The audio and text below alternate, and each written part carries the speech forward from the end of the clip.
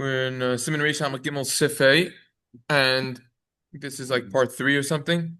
Yesterday, we covered several fascinating topics. One of the topics was regarding saying a shechiyanu on the second night of on Yom Tov, when you light candles. That was one of the topics that we discussed yesterday. I did a tremendous amount of research on this topic.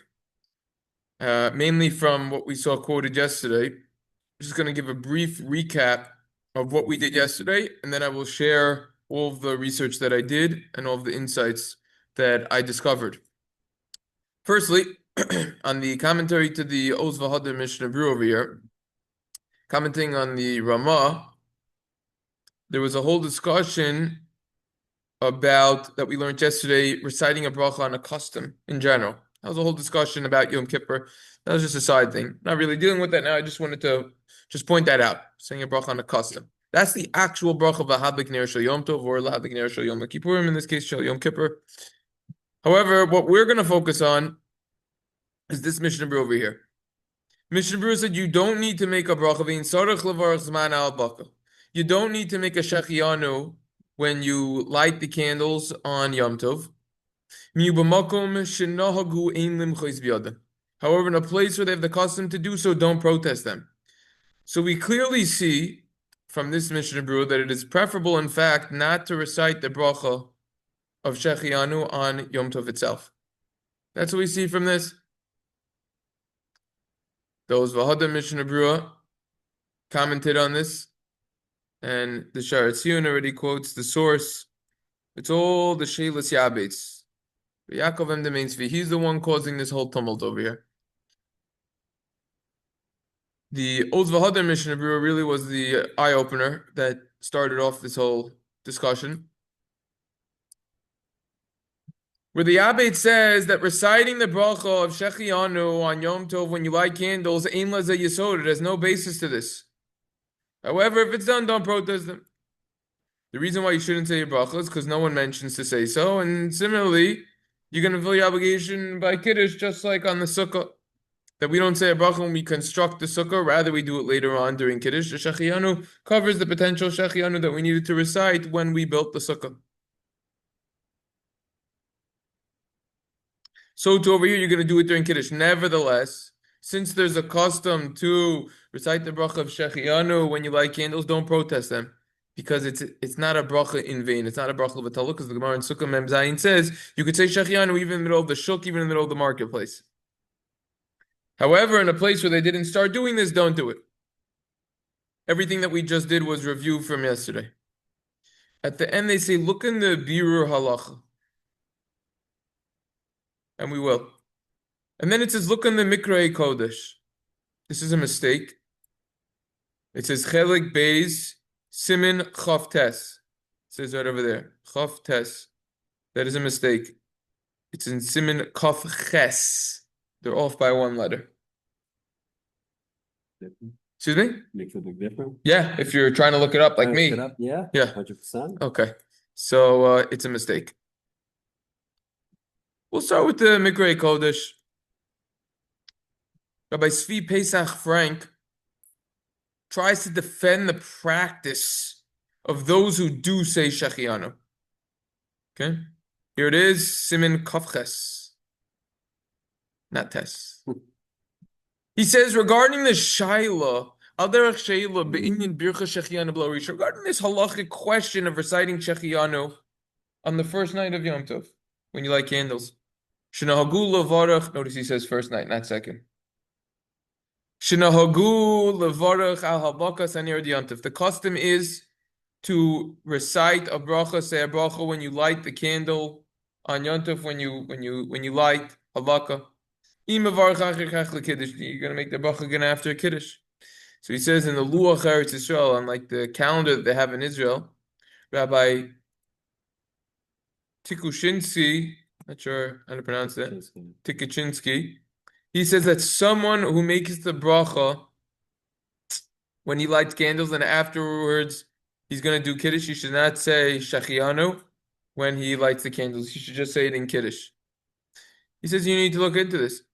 Because when you light candles, shechiyanu goes on the actual mitzvah of the lighting. The kiddush, the shechiyanu they do a kiddush goes on the general day, and so why wouldn't you say it twice? You need a shechiyanu for the actual lighting. Why wouldn't you do it twice? He says the opposite way. You should do it twice. The shechiyanu is going on the actual mitzvah of lighting. So he says it's possible. The answer to this question, why you shouldn't do it twice, is based on what the Yabet says. Yabet's quotes the same thing. They're fiery against the shechiyanu when you light. And the Aruch HaShulchan explains you shouldn't protest them. The Alpi Roiv Be'erev Yom Tov Madlikim Leis Erev Mamish. What's the problem over here? When you're going to say shechiyanu when you light candles, how could that shechiyanu cover the new Yom Tov? It's not Yom Tov yet. Oh, answers the Aruch HaShulchan.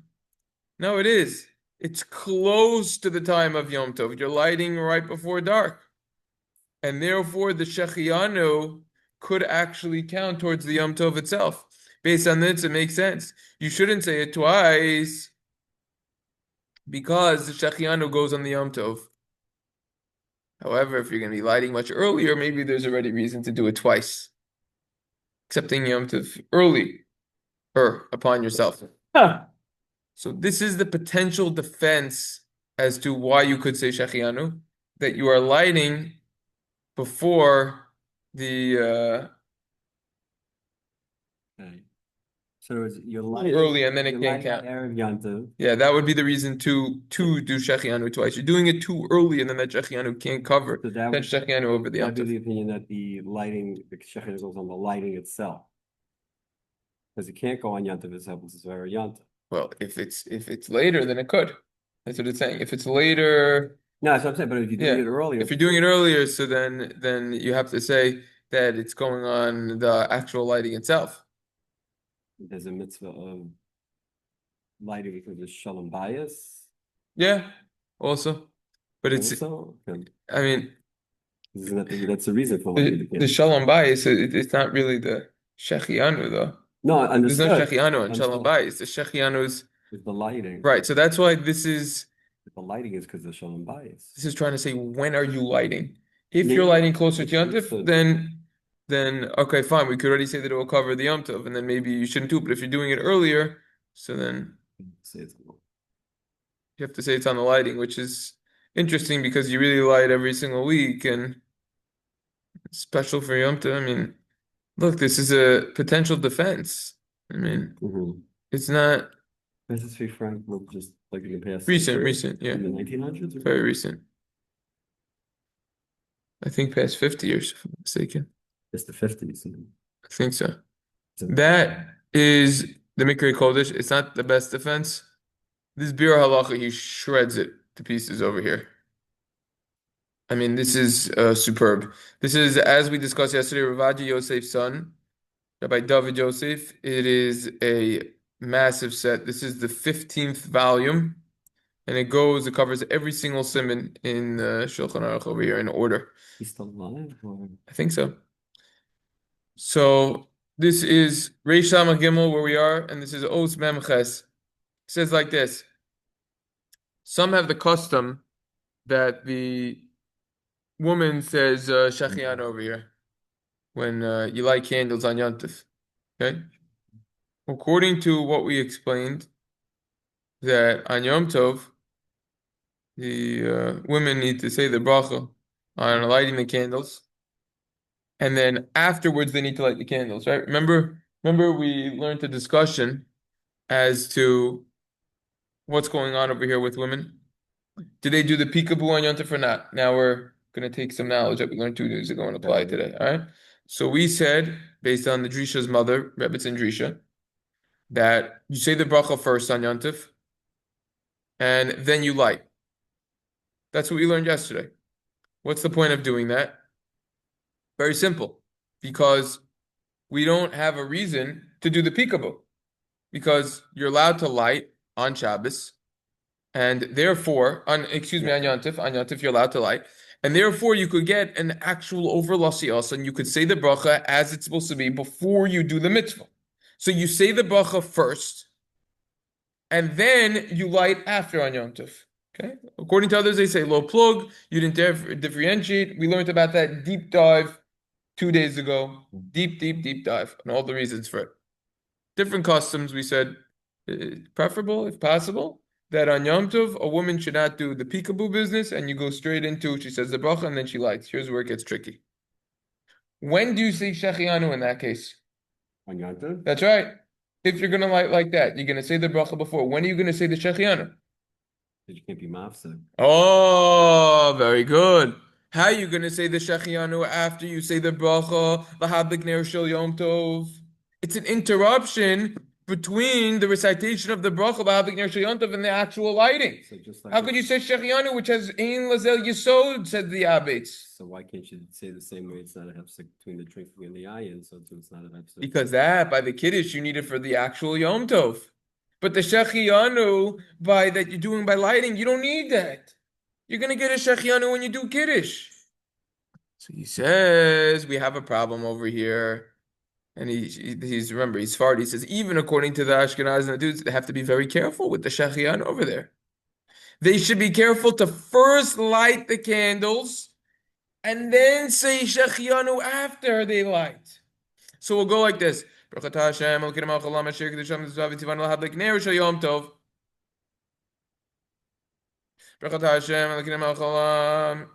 then you say the shechiyanu. No problem with that? That's a chiddush. That's a chiddush. Really does that, right? Because everybody says the shechiyanu. Look, do we really know what people do? How many times are you watching people light? That's true. Do we really know what's going on? And he says it's correct not to say the shechiyanu at all. Right over here. You rely on the shechiyanu during Kiddush because the shechiyanu is for the Yom Tov itself and it really belongs in Kiddush. Take the shechiyanu that people say when they light candles and forget about it. Disregard it. This is not new news. We already covered this yesterday, and now we're going to be diving a little bit deeper on this topic, what we call a deep dive. In this footnote, he has tremendous length over here of the source exactly of where this shechiyanu comes from and what is going on over here. So the source of this, he quotes, is the Or Zarua. The Or Zarua in Chelik Beis quotes a Yerushalmi who says you don't need to say shechiyanu when you light candles on Yom Tov. You don't need to say shechiyanu. So we really see that this concept of not saying shechiyanu goes back 1,000 years. This goes back some time. This whole idea of not saying shechiyanu. This is already from the Or Zarua. So this really goes back over here. He's saying that it's actually verbatim from a Gemara, from the Yerushalmi. Yeah, that's right. He's quoting the Yerushalmi, Perek HaRoa, that should be the 9th Perek in Brachos, that you don't say a shechiyanu. Because let me ask you a question. Where is shechiyanu mentioned in the Gemara? In Brachos over there at the end. It's a trick question. It's really not. Yeah, it is. It's To say when you light candles on Yom light Tov? candle. The Rabbi asked where No. Light candles. I don't care about anything else. Talking about lighting candles. Where is it mentioned? The answer is it's not. Says there was a ruah, don't do it. When you tell someone not to do something, you see that there are already problems that people are doing it. The Leket Yosher also quotes this idea. He has a diuk from the Or Zarua. The Or Zarua says you make a bracha on when you light candles on Yom Tov, l'hablik ner shel Yom Tov. Yeah. Why did he say you make the bracha l'hablik ner shel Yom Tov? Because specifically you say l'hablik ner shel Yom Tov, but not the shechiyanu. Also, the Chavos Yair says this as well, quoting the Or Zarua. So the Or Zarua is really the one who is dealing with this issue over here. He says like this. That's because shechiyanu was established on the actual holiday itself, on the actual Yom Tov, which we do when we make Kiddush. And not on the actual lighting of the candles. Nevertheless, if you did say shechiyanu when you lit the candle, it's not a brachal v'tala. It's not a brachal in vain, because shechiyanu you could do even in the marketplace, as we saw. This idea was quoted in the footnotes of the Hadar Mishnah. Then he proceeds to quote the Abates. Here it is. Full edition, full package Abates over here. Some places they have the custom, I'm just going to say it in English. Some places the custom that women, where's my hand? Here we go. Some places the custom that women They make the bracha of shechiyanu when they light candles on Yom Tov, and there's no basis for that. That's not mentioned in any posuk. It's only brought in the Kitzer Shla on Psachim, and for sure Lav Bar Samchu. That's not a real legitimate source over here. Furthermore, it's not going to be better than the shechiyanu when you build a sukkah. We rely on kiddush. We don't say shechiyanu when we build the sukkah, as we learned. Whenever I had the ability. This was and I had the knowledge. Whenever I had the knowledge, I said, "This is a wonderment. Why are people doing this? This is very bizarre." And I wanted to protest my wife, he says. For what's a limchus beisho shenahaga kain. Any woman who was doing this, I wanted to go out and protest.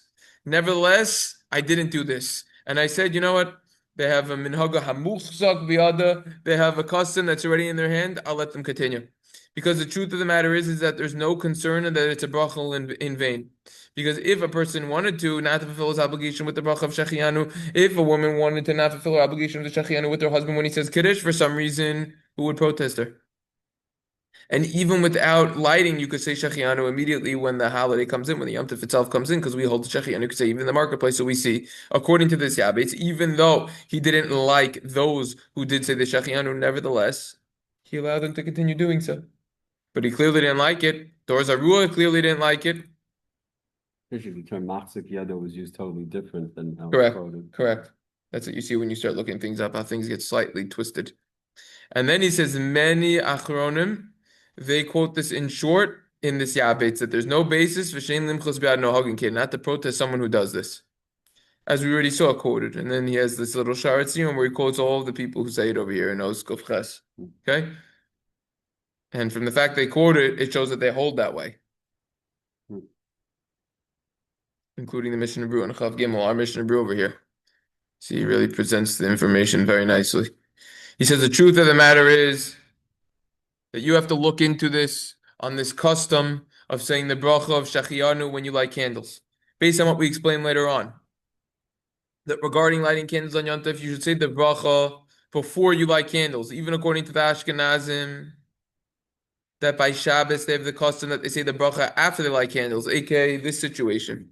Svardim, it's not so simple that they do that, but we don't need to learn about that because we're Ashkenaz. Nevertheless, regarding the candles that you're going to light on Yom Tov, you make the bracha before you light.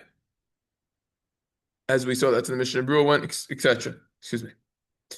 Accordingly, if you're going to say the bracha of shechiyanu after you light the bracha of Lahabik Ner Shel Yom Tov, that is going to be considered an interruption between the bracha and the lighting, as we pointed out, since from the letter of the Ol Mikra Hadin, bracha shechiyanu has no shaykhus, it has no connection to lighting of the candles, and basis, so it's an interruption. This is already discussed in the Sefer Taharas Hamayim, also in the Shiloh Shuvas Yechavet Das, that's Ravad Yosef himself, his father, who discusses this issue at length. The Kuf Tes, I just don't want to miss anything. Okay, so Kuf Tes we don't need to see on the side over there. We're going to come back to Kuf Yud. There's going to be a big Kuf Yud.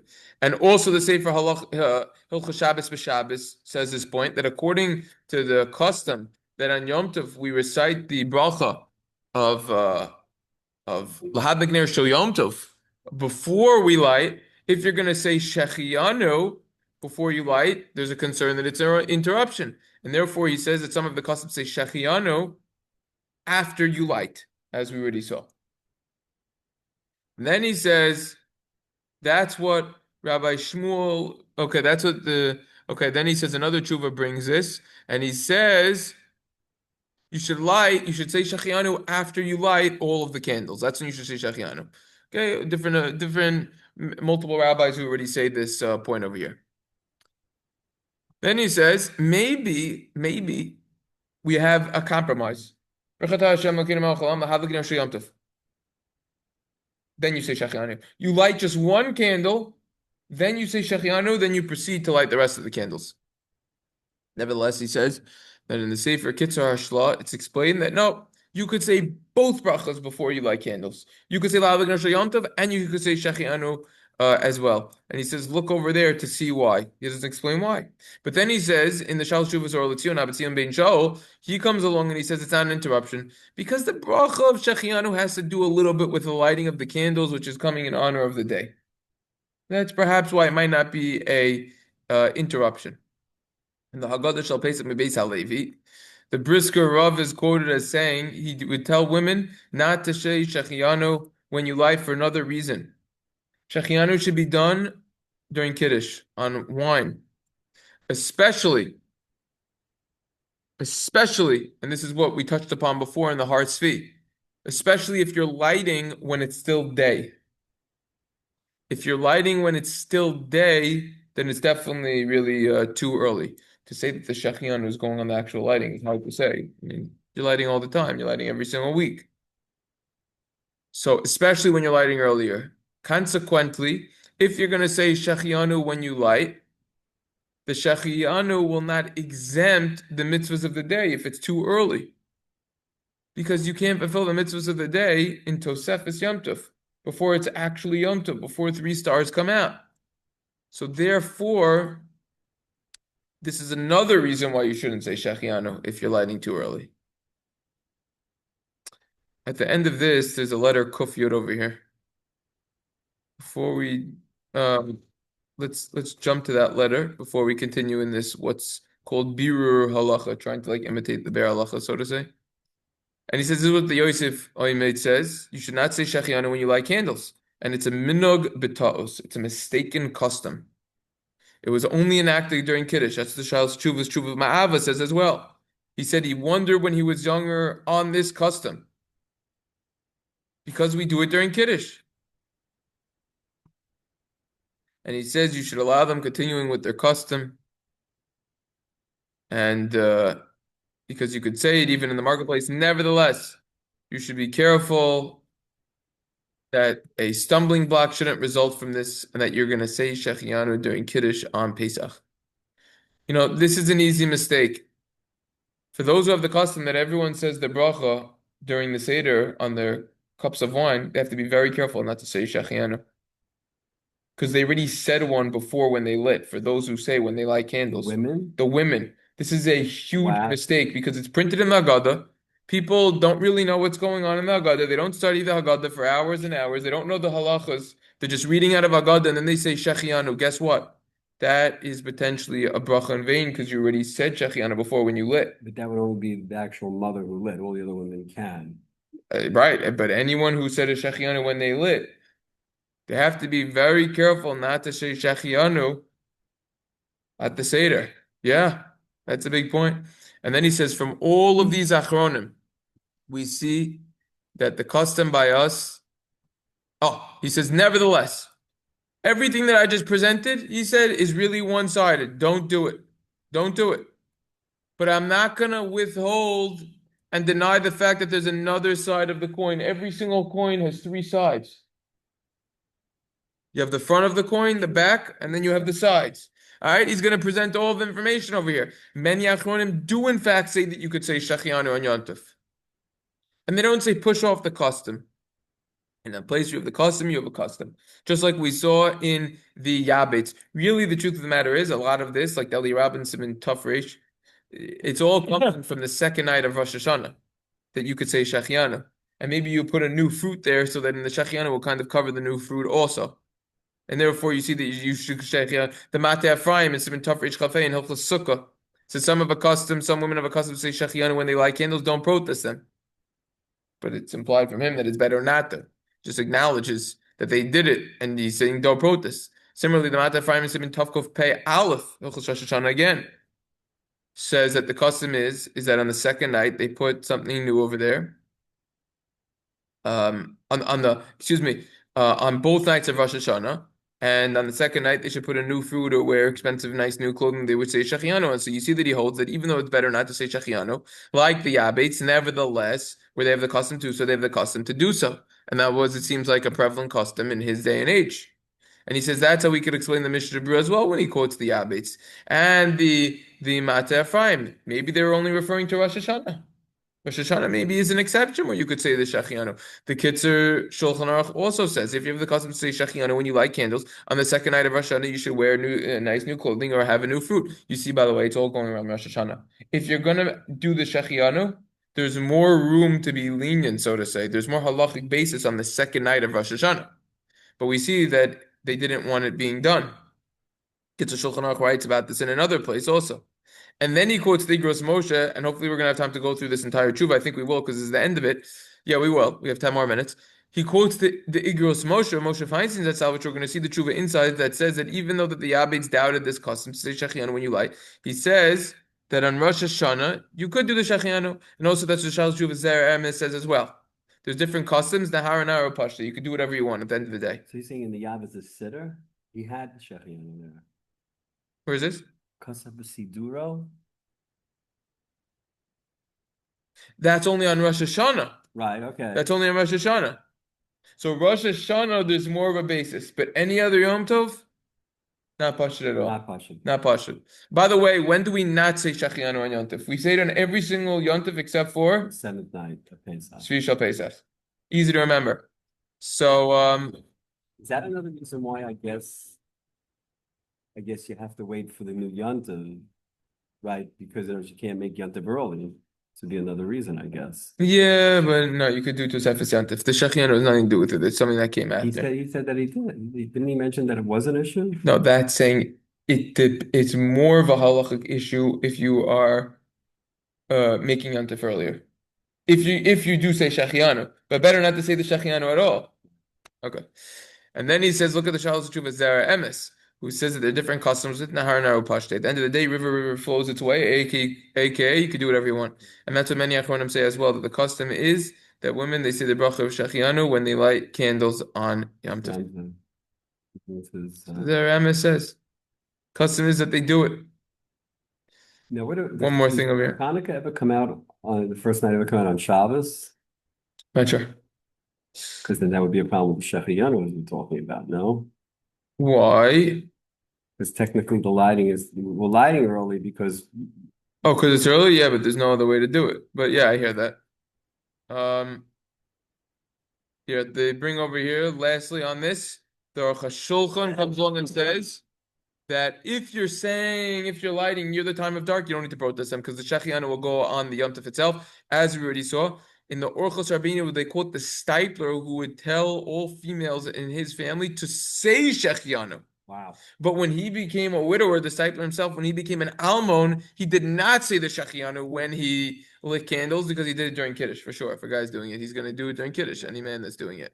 So any almon that's lighting candles or whatever the reason is, he yes. really shouldn't say the shechiyanu on Yom Tov. Sure not. Definitely not, amen. But we never see that. But go back to the Seder night. Yeah. For the woman, you don't see that brought down really. I mean, it makes sense that they shouldn't say it because they shouldn't say the shechiyanu by Kiddush. Sure, they're not allowed to if they said one when they're lighting. Right. But we never see that brought down. Well, we didn't learn all of the halachas together yet. Okay. Yeah, when did we learn the halachas of the Daled Kosas? We didn't do that. We did other halachas. A lot of halachas there we did learn, but there's a lot that we didn't learn. There's more that we didn't learn. So okay, we'll keep moving. Anyways, let's see this very important tshuva Moshe Feinstein inside. I remember around 8 years ago, actually one of my former classmates approached me. I remember when I was in Yeshiva Gedol over here, 5 towns. He was learning there at the time, and he asked me this shaila. He said, "Isn't it an interruption for a woman to hear Kiddush if she already said shechiyanu? A woman who already said shechiyanu when she lit on Yom Tov. So now, how could she hear her husband in Kiddush? It's an interruption in the Kiddush because she already fulfilled her obligation of shechiyanu." Good question. I told him it's probably not an interruption. I wasn't sure exactly why not. What do you mean negative kavanah? That doesn't help. It's still an interruption because before the shtia, before her husband drank the kos, drank from the wine. So here's the reason over here in the tshuva. So Moshe says regarding this custom that a woman makes the shechiyanu when she lights candles, is she allowed to answer amen when she's gonna when her husband's gonna make kiddush, or is it a interruption or what? Because she already filled her obligation with shechiyanu. Says Moshe Feinstein Zatzal. By the way, this is in the Shilos and Chuvas Igros Moshe, and this is in Chelik Dalid, and this is Tshuva number Kuf Aleph Os Aleph. If you wanted to know, now you do. Says Moshe Feinstein telling the Pashat Ladina Ein Safik It's been already hundreds of years women have been saying shechiyanu when they lied on Yom Tov, even though seemingly it's better for them not to say shechiyanu, since they're gonna already have the kiddush after. And levarach alav God's man the yoisar levarach man alakos mitamze, and then he says that's what the Yabbetz goes against this. And he quotes the whole Yabbetz. Baras Mari de Uvda, Vilo de Chazila Bene Nasha Lo Avda Raku Makom Shaloi Nahagu Ein Lahanik. In other words, the Abbas tried stopping his own wife. He couldn't even stop his own wife, the Abbas, from saying the shechiyanu on Yom Tov. And if it was prohibited to answer Amen, because it would be a hefsek, it would be a halachic interruption between the bracha and the drinking, that is a tam gadol limchos. That would be a major reason to protest not to say shechiyanu. That would mean a major, major reason. But guess what? It's not a reason. If we're going to say that it's going to be a major halachic issue, then yeah, you should protest him. And we see that the Yabbetz didn't protest, and he allowed his wife to fulfill his obligation with his own kiddush. So therefore, so we see that it's not an interruption. Even though, why doesn't she just not answer Amen? And then her answering Amen, because that's the real interruption, not just Shechiyanu in the middle of Kiddush, she's answering Amen. It's a verbal interruption. No, you can't just not answer Amen, because that's going to be a problem over there. Levad shelo yizaru bazeh hari zeh gufa asur ligroim shelo lanas amen bracha. A bracha that you hear, you have to answer Amen over after. You can't just not answer Amen. And then he quotes the sources that prove this. And what's the reason? And then he says the reason appears that since by the Makadesh, since the person making Kiddush, he needs the shechiyanu, and the shechiyanu is not an interruption for him. They know hefsek lidi day, it's not an interruption for him. It's therefore, consequently, there's a ripple effect. It's not a halachic interruption for people who are listening from him as well. The heim batelim ledino leinyan shmiyas habrachos va'amiros ameinu masha etzlino hefsek gam ledid huida hefsek. But Moshe says a tremendous insight that if it's not an interruption for him, for some reason it's also not an interruption for them. And Ramosha Feinstein's Zatzal does not specify the reasoning behind this. He just says this. Then he kind of brings a proof from Simon Kuf Samach Zayin a little bit that once the Botseya, the person who made the bracha Motzlach Min Haaretz, and fulfills the obligation of other people around him as well, once he eats from the bread, he's allowed to lo havi sicha hefsek la'achedim sheitzu b'bachasav u'shiktas ha'kuchenim. That actually is a whole discussion in and of itself, if regarding interruptions after he eats. But anyways, this is Moshe's tshuva, and this is the idea. So now I wanted to specifically make sure to leave a few minutes at the end to just say that seems like it's better not to do the shechiyanu. Right. If you're gonna Rosh Hashanah, there's more reason to. Furthermore, if you're lighting closer to Yom Tov itself, there's more reason. Perhaps you could be lenient. We see that the one who was most against this is the Abbas. Yeah. He couldn't even stop his own wife from doing the shechiyanu. So it's proof that it's not a hefsek. Right. So we have the Ramosha's tshuva. We have the Harsvi a little bit. So if the Abbas couldn't stop his wife, then we don't need to step we don't need to. But I think that this is at least interesting food for thought that everyone should be sharing with their wives, and especially on the Seder on Pesach, that women need to be super duper careful with this. This was a fascinating topic for me to learn about. I never realized that this is a halachic issue. When I first learned these halachas, I learned them by myself, really in Siman Reish Samach Gimel. And I just went through this part a little quick because it was like, it's for women, it's not so applicable to me. And when you do it, when you speak about it, when you learn it with the group, when you want to analyze it more, it's truly an eye-opening topic and a surprising topic. Any questions, comments?